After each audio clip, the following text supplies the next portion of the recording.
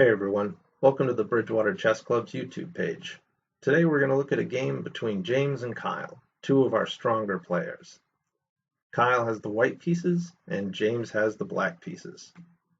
You'll notice on the left-hand side of your screen this bar fluctuating throughout the game. This is the computer analysis of the position. Let's go ahead and get started. Kyle starts out with pawn to d4. James answers with pawn to d5, bishop to f4, knight to f6, pawn to e3, bishop to f5, pawn to c3, pawn to e6, queen to b3, attacking the pawn on b7.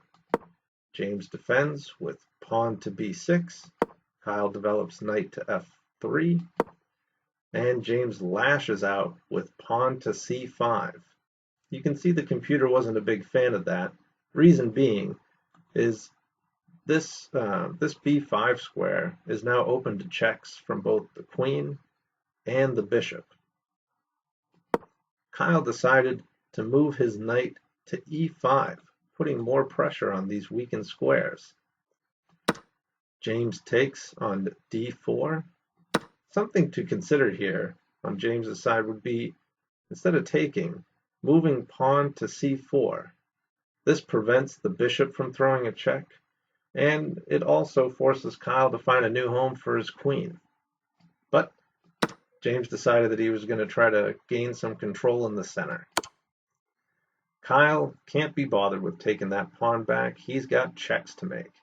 Throwing the bishop to b5, check. James defends and develops with the knight to d7.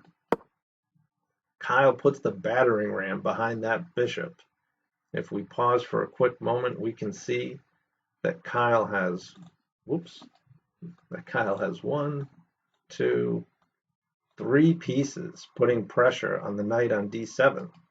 James has one, two, three pieces defending. An important note, your king defending a piece prior to it being castled and this early in the game, that's usually problematic. So let's see if Kyle can take advantage. Well, first James is going to play bishop to e7, almost indicating that he's going to castle. But as we just saw, if James did decide to castle here, he'd end up being down a minor piece. This king's got to stay put and defend the knight on d7 for the time being. Kyle decides to even up the pawns and maintain his position in the center. And again, James throwing a big pawn move, pushing the pawn to a5. You can see here the computer's really thinking Kyle's got a strong position right now. So let's see what he does. And Kyle's decided that he's going to make these monster trades here. Looks like we're going to trade three pieces each.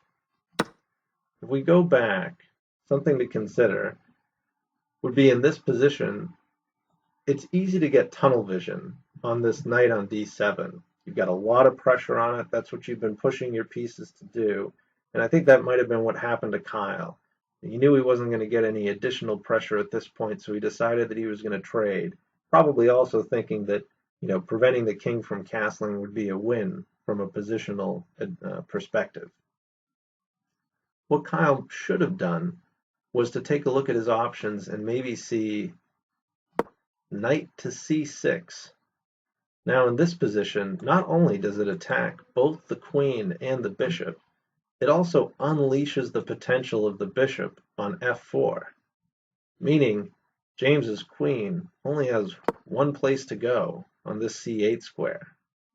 And now, again, Kyle might be tempted to take the bishop on e7 and fulfill his plan of preventing James's king from castling. But even further to that, if Kyle castles or develops his knight and can get a rook on this c-file, it's hard-pressed to try to see how James gets out of this with his queen still on the board. But that's not what he played. Kyle decided to go for the big trade. Knight to d7, knight to d7, bishop to d7, queen to d7, and Kyle develops his final piece. Knight to c3, which is also defending the queen.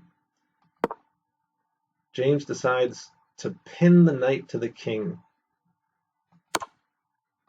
And at this point, Kyle fulfills his plan of preventing James from castling. But let's take a look at where we are right now. We're still in the middle game, I guess, but we're getting really close to the end game. And in the end game, it's important to get your king out and working. And by that, I mean moving your king out to the center, trying to get your king to, get behind some pawns and try to move them up and see if you can promote. So in a way, Kyle has almost helped James out with preventing him from being able to castle and getting his king out to d7. So James's plan at this point is going to be to get to the endgame as soon as possible. Kyle, on the other hand, has now secured his king, safely castled, and he's going to work to try to push his pawns down and try to get a checkmate with James's king exposed on the d7 square. James moves rook to c8, rook to c1, and you can see here with the rook to c6, James is going to try to line up his rooks. Kyle asks if he really wants to keep that bishop and knight on the board. And remember, James's plan here has got to be to get to the endgame as soon as possible and take advantage of his king's position. So yeah, absolutely. He is more than happy to trade those off. James is able to get those rooks doubled up, and Kyle says, I can double up rooks just as good as you can. James again, let's see how many pieces we can trade.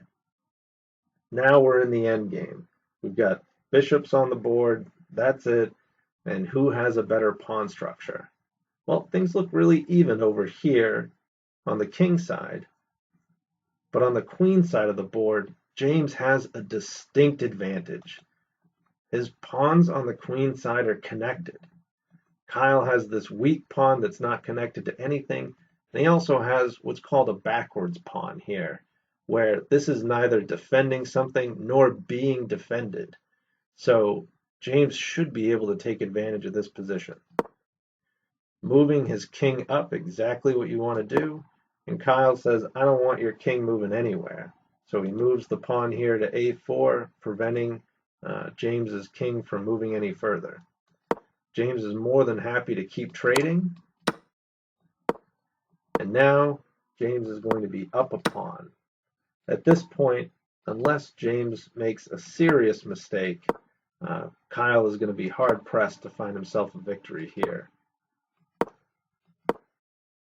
Now at this point, Kyle obviously has the option to get rid of that pawn, but really he's going to try to move it over to b4, see if James makes the mistake of pushing his pawn to a1, at which point Kyle will be able to throw this check on c3, and then he'd be happy to trade that bishop and see if he can get a draw out of this one.